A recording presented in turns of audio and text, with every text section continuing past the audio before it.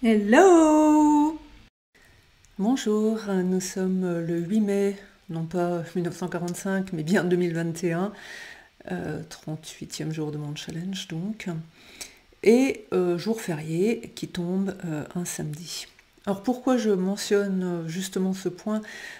Tout simplement parce que, effectivement, pour les salariés, un jour férié qui tombe un week-end, c'est pas sympa, alors que finalement, quand on est indépendant, on n'y fait pas du tout attention. Et c'est là également une leçon, à savoir que l'indépendant a tendance à travailler tout le temps. Parce que soit il a plein d'idées, soit il a des choses à finir, soit c'est son organisation qui est peut-être à revoir, effectivement. Mais je dirais que son travail est bien moins encadré que quand il est salarié pour une entreprise. Donc, en tant que télétravailleur, si vous avez expérimenté ça cette année qui vient de passer, vous avez probablement également pu remarquer que quand on télétravaille, finalement, on travaille plus que quand on va au bureau. Alors, il y a plein de raisons psychologiques. Déjà, on est chez soi, on est dans son cocon, et puis si on n'a pas fait dès le début une séparation, mais alors matérielle, j'entends bien donc physique, c'est-à-dire de travailler vraiment dans un bureau et puis pas dans un espace quelque part familial, eh bien, les deux, le monde familial et le monde professionnel vont se mélanger et on va travailler beaucoup plus et tout le temps. Ensuite, il y a quelque part le fait qu'un patron nous donne sa confiance à travailler chez nous, donc on va vouloir être digne de cette confiance, on va travailler plus. Et puis, il y a toutes ces heures de transport qu'on va plus perdre, donc du coup, finalement, on va travailler. Donc on aura tendance finalement à se surinvestir dans son travail quand on est en télétravail. Alors que quand on est indépendant, c'est encore complètement différent. C'est juste qu'on travaille pour soi, et puis si déjà on est indépendant, qu'on travaille pour soi, c'est bien souvent qu'on le fait parce qu'on aime ça. Et du coup, au début, il peut y avoir des dérives et on peut finalement être amené à travailler beaucoup plus que ce qu'on devrait. Alors, j'en parle également parce que, évidemment, moi, c'est également une dérive en ce qui me concerne. Et aujourd'hui, je me suis dit, non, non, je ne vais pas travailler, je vais profiter du soleil et je vais aller à une terrasse. Et puis, je vais en profiter pour buller un peu et surtout, allez, je l'avoue, manger des bonnes glaces. Alors, vous allez me dire, ouais, mais 8 mai en France, des terrasses, il n'y en a pas. Effectivement, là, je tourne cette vidéo de Mulhouse, qui est à quelques kilomètres de la frontière suisse, où là, on est complètement dans un autre monde et les terrasses sont bien ouvertes. Donc, je l'avoue, j'en ai profité. Mais dans tous les cas, dans quelques jours, on pourra en profiter en France également. Donc, je voulais également revenir sur le fait que quand on est indépendant, surtout au début, ça peut peut-être faire peur parce que on saute vers l'inconnu, on va se surinvestir et peut-être qu'il y a certaines routines du monde du salariat qui vont nous manquer. Et j'en discutais justement avec une personne en télétravail récemment qui me disait que ce qui lui manquait le plus, c'était justement le trajet entre son domicile et son bureau. Parce que pour elle, c'était le moment, justement, une espèce de moment tampon où elle pouvait se faire le vide, elle pouvait un petit peu réfléchir, donc elle sortait de l'agitation familiale. Et avant de plonger dans l'agitation salariale, elle avait ce moment finalement rien que pour elle, alors le matin et le soir. Donc en fait, quand on est indépendant, donc en télétravail, donc dans une moindre mesure. Et là, si je dis dans une moindre mesure, c'est tout simplement parce que quand on est encore en télétravail, on est quand même encore dans le cadre de l'entreprise. Quand on est indépendant, c'est de notre responsabilité d'organiser notre cadre de travail. Et là, en fait, surtout au début, ça peut faire peur, puisqu'on se retrouve face à une liberté à laquelle on n'a pas l'habitude, ou on a peur parce que soit des clients, de ne pas avoir de clients, soit de ne pas faire ce qu'il faut. Donc finalement, surtout au début, il est important d'établir des routines. Et en fait, ces routines peuvent être de plusieurs ordres. Alors par rapport à cette personne, par exemple, à qui il manquait d'aller justement au travail, eh bien, il suffit de reproduire ce qui va lui manquer. Donc là, évidemment, c'est pas d'aller au bureau, mais c'est peut-être finalement d'aller chercher le pain, puisque les boulangeries sont ouvertes très tôt le matin. Ça peut tout simplement d'aller prendre un café, donc en terrasse ou dans un bar, où on va en plus faire des rencontres, des habitués qui vont un petit peu reproduire le schéma qu'on connaissait avant, et ensuite on se bloque bien évidemment pas 3 heures, mais bon, allez, peut-être une demi-heure, et puis ensuite on rentre chez soi et on se met direct au travail.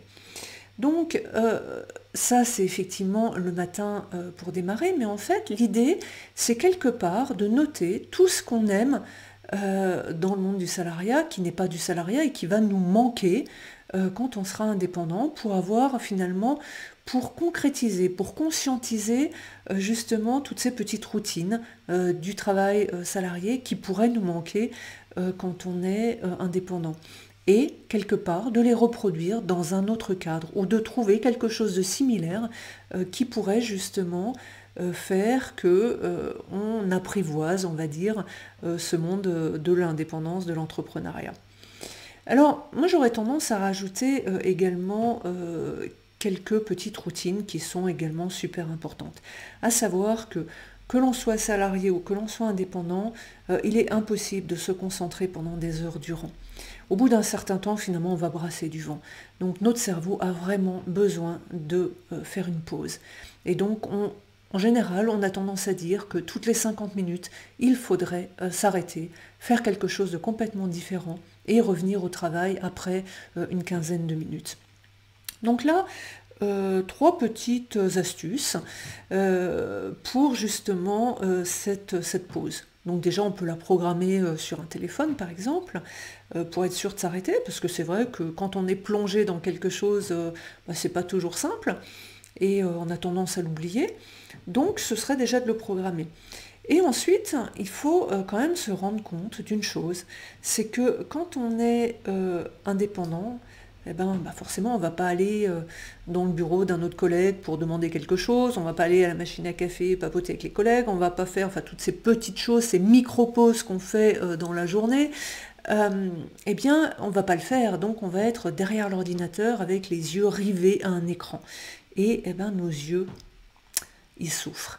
Donc on va avoir des yeux secs, on va avoir des yeux rouges, et on risque de développer aussi des migraines, on risque de développer des choses pas très sympas. Donc il est important de mettre nos yeux au repos.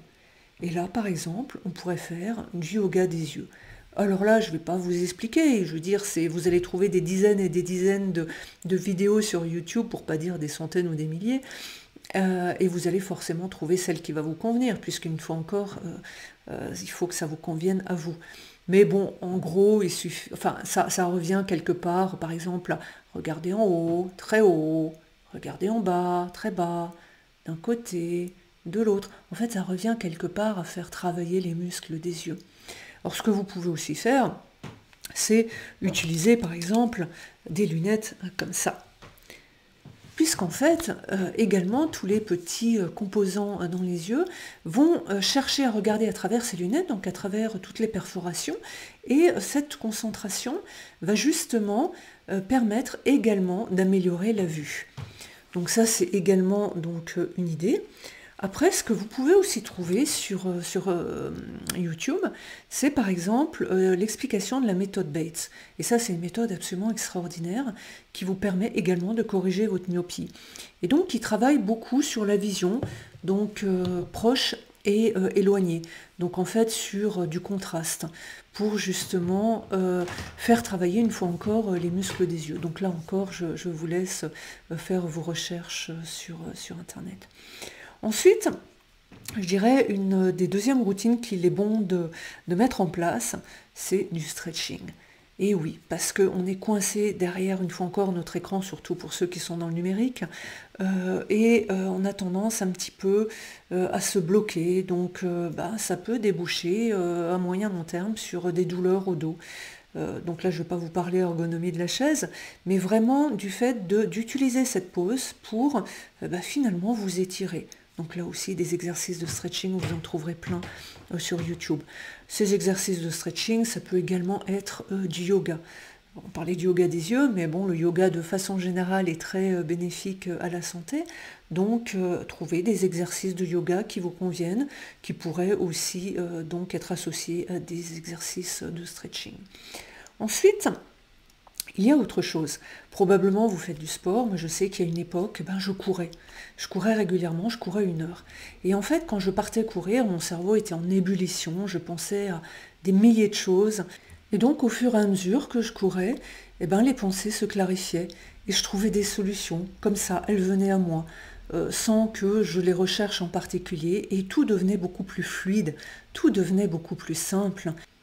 C'est finalement ce que peut vous apporter également la marche. Parce que bien évidemment, il ne s'agit pas de faire des pauses d'1 heure toutes les 50 minutes. Une fois encore, on parle de petites pauses de 10 à 15 minutes. Mais là, en l'occurrence, il vous suffit de sortir. Alors faire le tour de pâté de maison, si vous êtes dans un centre-ville, il est vrai que c'est peut-être un petit peu minéral, c'est peut-être moins sympa, mais si vous le pouvez, de trouver un parc à proximité de votre domicile, si possible avec un petit cours d'eau, puisque là vous pouvez bénéficier en plus de tous les ions négatifs que l'eau va dégager, qui sont vraiment très bons pour la santé.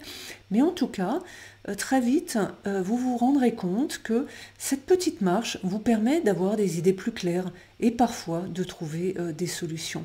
Donc ça, c'est vraiment quelque chose à ne pas négliger. Bon, pour revenir au jogging ou une pratique sportive, bien évidemment, que vous soyez indépendant ou que vous soyez salarié, ça c'est une routine à maintenir, mais ça c'est, on va dire, à la fin de la journée ou le week-end, pas pendant la petite pause dont nous parlons justement là maintenant. Donc voilà, c'était la petite vidéo sur les routines à retrouver quand nous sommes indépendants, parce qu'une fois encore, ça peut être absolument merveilleux si on organise cet entrepreneuriat comme pour d'autres personnes qui l'ont malheureusement expérimenté dans le télétravail. Ça peut être également source d'anxiété alors que c'est pas compliqué du tout de recréer un rythme de vie absolument agréable et absolument fantastique avec justement plus de liberté. Voilà, je vous remercie et je vous dis à demain. Merci.